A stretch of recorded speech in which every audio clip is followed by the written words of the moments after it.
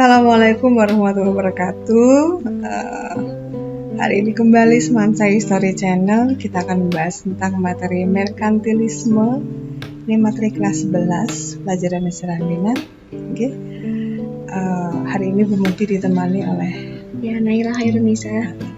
Kita akan bahas merkantilisme ya Mbak? Ya. Maaf. Silakan. Ya, pengertian merkantilisme itu merkantilis berasal dari kata mencari, bahasa Latin yang berakar mers, yang memiliki arti untuk mengadakan pertukaran komoditas. Pertukaran. Ya. Okay. Merkantilisme yaitu aliran yang berbentuk filsafat ekonomi berkembang pada abad ke-16 sampai abad ke-18 di Eropa Barat. Disebarkan oleh Victor de Requity atau Marquis de Mirabeau pada tahun 1763. Pada abad ke-16 di Eropa Tengah, muncul negara-negara merdeka seperti Inggris, Prancis, Jerman, Italia, dan Belanda yang ingin memperkuat kedaulatan, kebebasan yang menunjukkan kesejahteraan rakyat. Nah ini yang penting di yang pembentukan negara yang merdeka ini. Jadi namanya negara yang baru merdeka pasti membutuhkan dana dong. Ya. Untuk apa dana dibutuhkan? Untuk membangun ekonominya, membangun angkatan perangnya, ya kan? Mensejahterakan rakyatnya. Nah, dana yang dibutuhkan sangat banyak untuk sebuah negara baru. Nah, karena dana yang demikian besar untuk sebuah negara baru, nah muncul politik merkantilisme seperti itu, ya. Oke. Ini adalah tokoh Victor de Requity yang memiliki ide ide merkantilisme. Nah, ini adalah tokoh-tokoh negara dari penganut merkantilisme, negara yang menganut merkantilisme: Spanyol, Inggris, Belanda, Prancis, ya. Di Eropa Barat umumnya. Silakan. Ya, dari merkantilisme itu dalam perkembangannya, paham ini merujuk pada perlunya suatu negara memiliki logam mulia atau emas. Nilai uang disamakan dengan emas hingga membuat negara lain berlomba mendapatkan emas. Jadi merkantilisme tidak hanya berpikiran logam dijadikan sumber kemakmuran, tetapi usaha untuk menukarkan barang dengan emas, dan terbukti banyak masuk emas ke pasaran Eropa dan bangsa Barat melakukan penjelajahan lebih lanjut. Nah ini. Jadi emas, kenapa logam mulia? Karena emang emas itu kan nilainya tetap. Beda dengan mata uang biasa, nilainya akan tergantung kursnya, kan? Ini mata uang tetap. Jadi merkantilisme itu memang ciri utamanya adalah emas. Maka ada kegiatan mencari emas, ada kegiatan perdagangan dengan pola bayarnya dengan emas, ya. Yang pengaruhnya sangat ketara nanti di kemudian hari adalah kegiatan untuk mencari emas. Nah, ini nanti yang justru akan merepotkan negara lain karena ada penjelajahan dan imperialisme. Ya. Oke.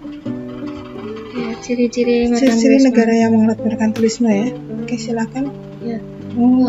Yang pertama itu etatisme, negara sebagai pusat semua kekuasaan. Jadi tidak ada swasta. Pokoknya semuanya ditentukan oleh negara. Iya, betul. Proteksionisme, ini negara melindungi aktivitas ekonomi. Proteksionisme. Kemudian ada monopoli. Nah, kalau suatu negara itu memiliki agen-agen atau lembaga-lembaga monopoli yang kayak kita kan pernah ada di oleh VOC, ya kan? Itu ciri merkantilisme itu, ciri mengeruk kekayaan alamnya, ciri Iya, ini terutama di bidang ekonomi ya. Ini mereka menggunakan cara-cara monopoli. Jadi monopoli itu dilakukan sendiri, dari mengambil dari proses industrinya, dari mulai perdagangan dan sebagainya, dimonopoli sendiri. Ada industri dalam negeri juga. Ya, industri dalam negeri ini maksudnya industri dalam negeri mulai diperkuat. Diperkuat. Ada menjajah negara lain yang memiliki sumber kekayaan alam melimpah. Ada mengumpulkan logam mulia emas sebanyak mungkin. Ini juga bisa dilakukan dengan penjajahan juga ya? Iya. Penjajahan juga. Meningkatkan pekerja dengan menambah jumlah penduduk untuk industri. Iya, karena emang dibutuhkan tenaga kerja buat industrinya, maka dia genjot banget supaya penduduknya bertambah. Jika negara ekspor lebih dari negara lain, maka diberlakukan bayaran tunai namun dalam bentuk emas. Negara yang dijajah hanya mengimpor bahan baku atau mentah dan memperluas negara jajahan atau koloni agar mendapat kekayaan lebih. Ya, intinya emang negara tidak mau dirugikan. Intinya negara emang ingin mendapatkan jumlah yang lebih banyak.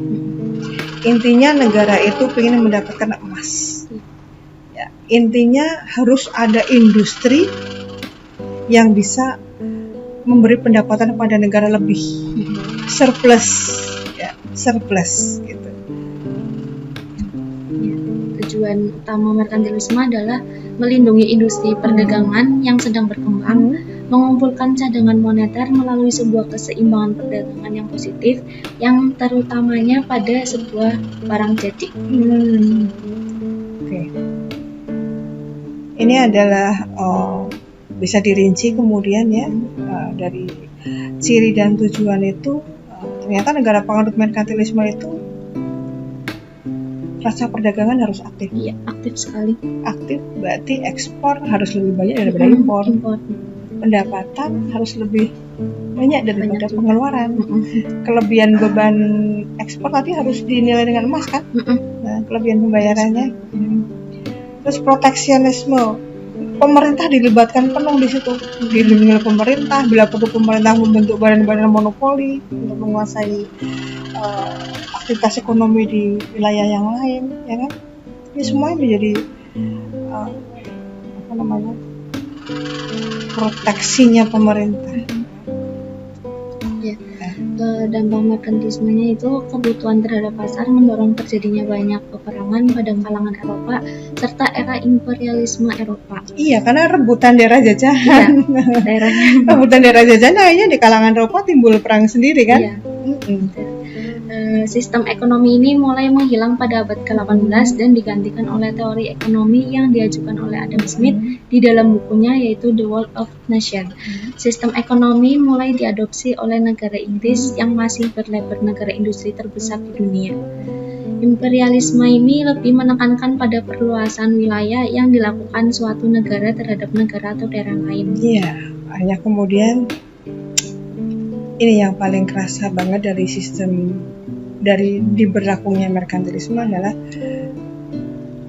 lahirnya kemudian imperialisme. Imperialismenya imperialisme gaya lama.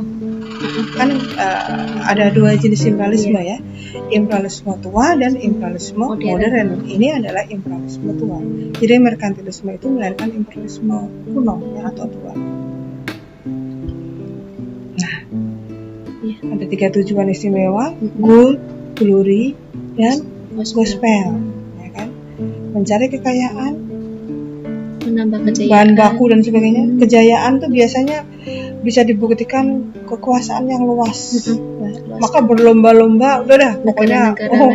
Iya, sehingga ini nanti di Eropa juga bentrok sendiri mereka. Karena kadang-kadang mereka bersinggungan wilayah jajahannya.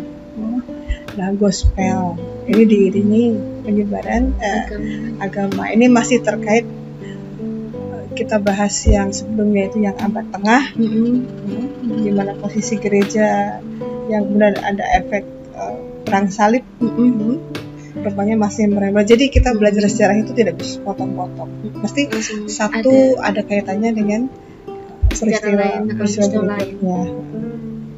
Dilakukan oleh Portugis atau Spanyol. Ini emang dianggap imperator kuno paling ulung ya.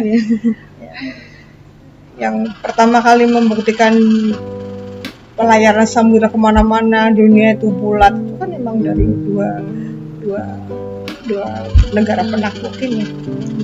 Penaklukan pada bangsa dan negara. Iya, bangsa kita pernah. Kebetulan dua-duanya juga pernah sampai ke Indonesia, ke Maluku dan di Filipina. Oke, selesai merkantilisme.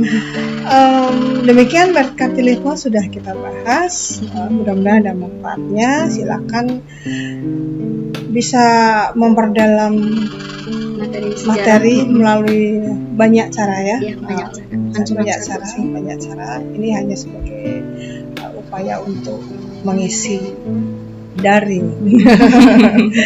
Mohon maaf apabila ada salah kata dan salah tulis. Terima kasih atas perhatiannya. Assalamualaikum warahmatullahi wabarakatuh.